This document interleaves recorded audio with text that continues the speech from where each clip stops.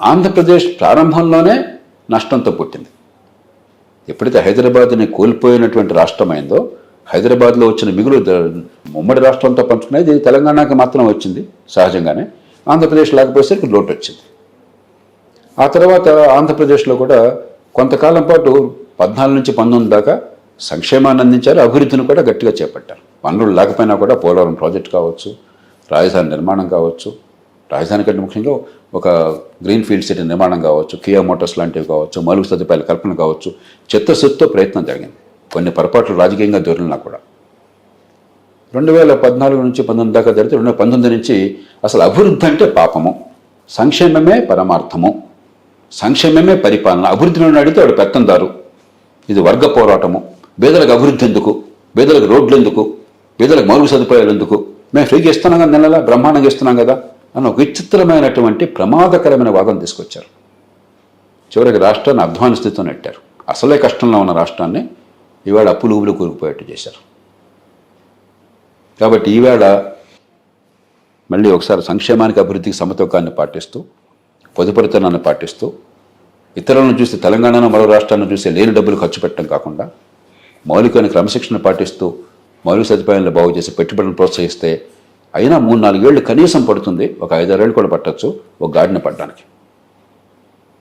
రెండు రాష్ట్రాలు కూడా చూడడానికి ఒకే రకంగా కనిపించినప్పుడు రెండుకి వేరు కారణాలు ఉన్నాయి. దాన్ని బట్టి మన పరిష్కారం ఉంటుంది. ఖచ్చితంగా అభివృద్ధి అనేది పూర్తిగా గాలి కొదిలేయటం వల్లనే గత ప్రభుత్వం ఇలాంటి పరిస్థితిని ఎదుర్కొంది. ఆంధ్రప్రదేశ్లో అభివృద్ధి అంటే పాపం అన్నట్టుగా మాట్లాడారు. ఇది చాలా విచిత్రం. దేశంలో ఎప్పుడు జరగదు ఇట్లా. అభివృద్ధిని అడిగితే వాళ్ళంతా కూడా డబ్బున్న వాళ్ళు అడుగుతున్నారు, మీకెందుకు అభివృద్ధి? అది ధనికుల కోసం, డబ్బున్న వాళ్ళ కోసం అభివృద్ధి, పెత్తందారుల కోసం అభివృద్ధి, ఇది వర్గ పోరాటం, మేము ఈ వర్గం కోసం ఉన్నాం. చాలా విచిత్రమైన ప్రమాదకరమైన భాషను వాడారు, ప్రమాదకరమైన ఆలోచనలు పెట్టుకున్నారు, ప్రమాదకరమైన చర్యలు చేపట్టారు. పేదలకి పెత్తందారులకి పోరు అని చెప్పి ఒక స్లోగన్ కూడా. ఇంతకంటే మూర్ఖమైన వాదన, మళ్ళీ స్పష్టంగా విస్పష్టంగా చెప్తున్నాను, ఇంతకంటే మూర్ఖమైన వాదన మరొకట్లేదు. ఎందుకంటే మూర్ఖమైన వాదన మనకు ఇప్పుడు ఇతరుల పట్ల ద్వేషాన్నో లేకపోతే అసూయను పెంచడం చాలా తేలిక నిమిషంలో. కానీ ప్రపంచంలో ఎక్కడ అలా చేసినా కూడా ఆ దేశాలు సర్వనాశనం అయిపోయినాయి. ఆనాటి సోవియట్ యూనియన్ చూడండి, ఈనాటి ఉత్తర కొరియా చూడండి, క్యూబా చూడండి, వెనిజువేలా చూడండి, మరో దేశాలు చూడండి. ఇవన్నీ కొత్త విధానాలు కాదు, గతంలో చేపట్టారు. ఉన్న సంపదను ఎట్లా పనికొచ్చేట్టుగా చేయాలి, ఉపాధి కల్పన కోసం ఎట్లా పెంచాలి, కొత్త ఉత్పత్తి కోసం ఎలా చేయాలి, కొత్త పెట్టుబడులకు మనుషులు ఎట్లా వెళ్ళాలి, దాని నుంచి అభివృద్ధి, దాని నుంచి ఉపాధి, దాని నుంచి పేదరికం పోవటం ఉంది. కానీ అప్పులు చేసి లేకపోతే నోట్లు గుద్దేసి డబ్బులు పంచితే పేదరికం పోతున్న ప్రపంచంలో ఒక్క దృష్టాంతాన్ని చూపెట్టండి నాకు. అదే నిజమైతే అప్పులు చేసి నోట్లు గుద్దేసి డబ్బులు పంచితే పేదరికం పోయితే ప్రపంచంలో పేదరికం ఎందుకు ఉంటుందండి? 5 నిమిషాలు. ఇది 5వ తరగతి పిల్లలు చెప్పే మాటలేదు, ఆ స్థాయి ఆలోచన ఇది. పాపం పిల్లలకు తెలియక డబ్బులు అదే పనిగా ముద్రించేసి పనిచేస్తే బెదరకపోతుందని అనుకుంటారు. పిల్లల విషయంలో అనుకోవటం ఆశ్చర్యపడ్డాం. నాయకుడు అనబడేవాడు, అధికారి అనబడేవాడు, ఇంగిత జ్ఞానం ఉందనుకున్నటువంటి గాడిద అప్పులు చేసి డబ్బులు పంపిణీ చేస్తే బెదరకం పోతుంది అనుకుంటే ఆ మాట ప్రజల ముందు ప్రచారం చేస్తే అంతకంటే మూర్ఖత్వం ఇంకేమైనా ఉందా? అంతకంటే అజ్ఞానం ఇంకేమైనా ఉందా? అంతకంటే మోసం ఇంకేమైనా ఉందా?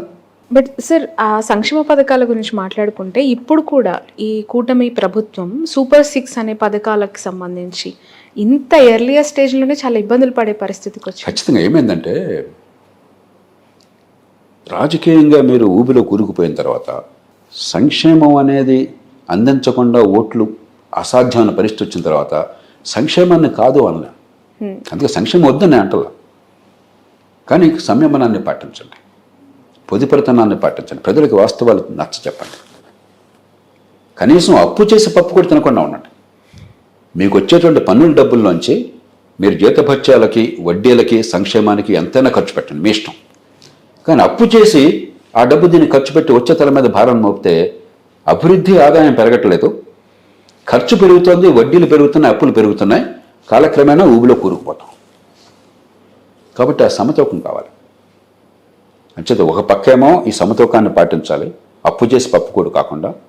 రెండో పక్కన మిగతా వనరులతో, అప్పు తీసుకొచ్చిన వనరులనే కనీసం మిగతా వనరులతో వేగంగా నిజమైన మౌలిక సదుపాయాలు, పెట్టుబడులు ప్రోత్సహించడం, నైపుణ్యాన్ని, ఇందాక నైపుణ్యం గురించి మాట్లాడారు, నైపుణ్యాన్ని పెంచడం, సంపాదించే శక్తిని ఇవ్వటం, ఉపాధి కలిగించడము, శాశ్వతంగా నిజంగా పేదరికాన్ని తొలగించడం, ఈ రెంటిని సమపాల్లో చేయాలి.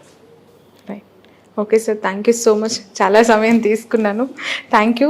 చాలా చాలా అద్భుతమైన విశ్లేషణ అండ్ మీ మాటల్లో థ్యాంక్స్ అలాట్. Thank you, ఇది Shravani. జేపీ గారితో special interview. That's all for now.